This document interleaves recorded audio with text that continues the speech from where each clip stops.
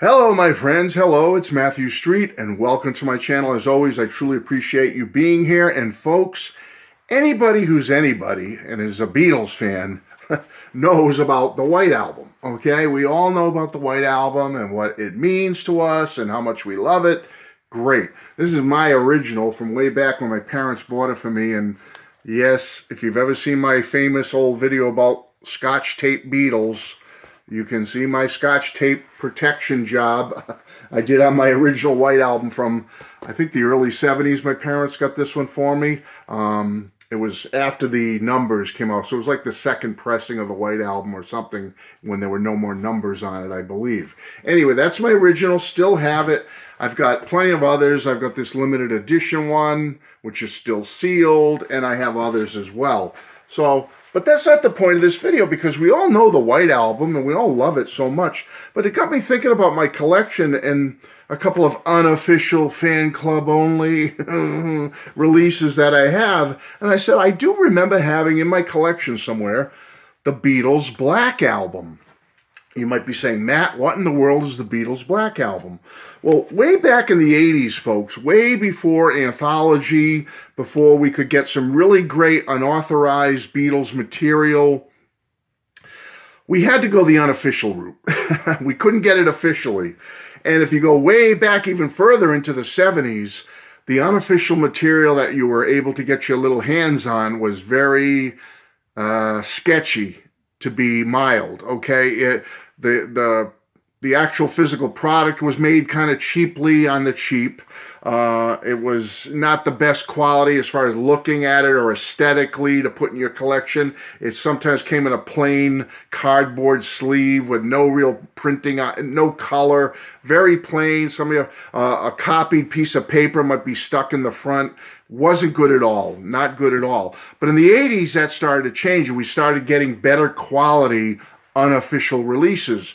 Releases that were, they'd be so well done that you'd be like, oh my goodness, why doesn't Apple, that's like putting capital and Apple together. Apple, okay? So that works, right? A new Beatles term.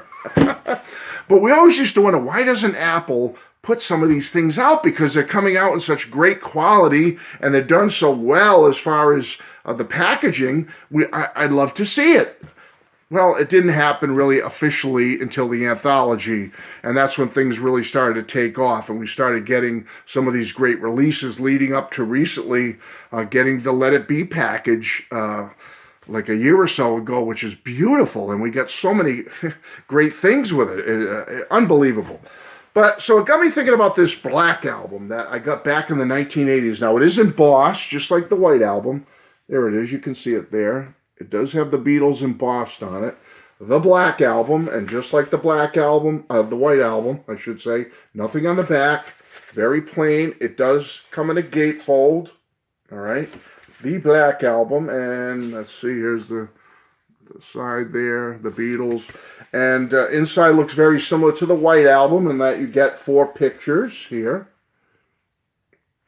And you get the song listing here. I'll give you a gander at that. Now, as you can see, looking at it, you're probably saying, what is on the Black Album? Is it White Album outtakes? No. The Black Album was always this.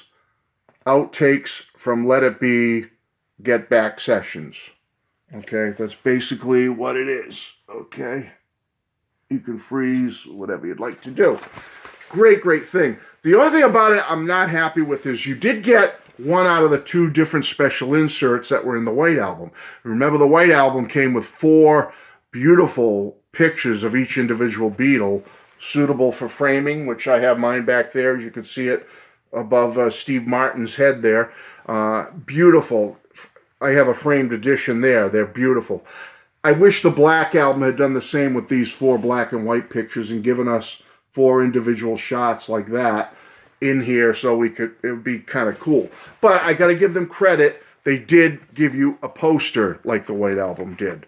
So I'll show you that right now. It's same size as the White Album poster.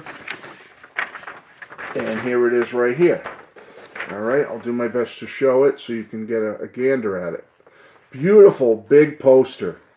I mean, if I had 2 copies of this, I might hang one up like you would with the White Album poster. But there you go. See it? Give you an idea what's on it.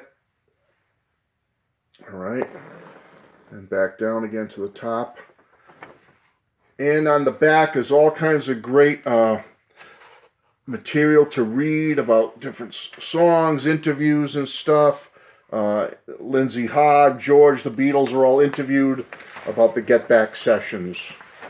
It's tons to read here. So it's not song lyrics, but it's basically interview material with the Beatles and people involved with this material from Let It Be, Get Back sessions. So that's a great little thing. And then you got these nice custom labels on the albums. I'll just take out one to show you, the one with Ringo and George. Okay. Custom labels, and there's Ringo. Very nicely done, you have to say. And then I'll show you the one with John. John and Paul are on two of the LPs out of 3. There's 3 LPs on this. There's John, and Paul would be on the other side. And then the other one is John and Paul, but here's the side with Paul. So that's very nice too. And I have to say, folks, the quality for the time was darn good. Very listenable, very interesting to hear. I mean, now we've got it in pristine, beautiful quality on the Peter Jackson Get Back film and the new Let It Be re-release, remix, super deluxe box set. The sound is obviously much better, but it wasn't bad here. The one thing about this that's nice is you're getting a lot of stuff on here that we did not get on the Let It Be official set. So you're getting, you know, some things here that just don't line up with the Let It Be set. So this is only 3 LPs. Now, there have been, obviously, since this, there's been great stuff that's come out since on multiple CDs where you get tons and tons of great material from the Get Back Let It Be sessions. I'm not here to show everything that I have, but I have some great sets, you know, 2, 3 CDs with all kinds of material that you cannot get on the brand new Let It Be Archive Super Deluxe set. And I think many of you have the same stuff as I do. But I took out the Black Album and I wanted to feature it today because it's just a sentimental favorite of mine. It was one of the first where it was really nicely done with all the Let It Be Get Back material. Just really well done as far as the artwork on it and the sound quality contained therein and a little extra poster. It just was very nice. So I thought I'd highlight it for you and find out how many of you have heard or know of the Black Album. And do you have it? Do you like it? Did mine just not come with 4 additional pictures, or did it ever come with 4 individual pictures? Because mine didn't. And I got this back in the 80s, so I don't know. Maybe there was some. So that's it, folks. I just wanted to highlight a fun little unofficial fan club only Beatles album that I've had for a long time. See how many of you have it. See what you think about it.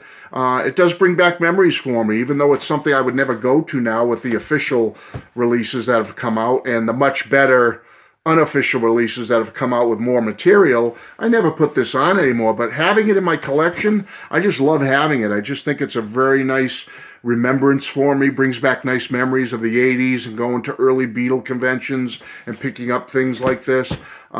Just, you know, takes me back to a more innocent time of being a Beatles fan.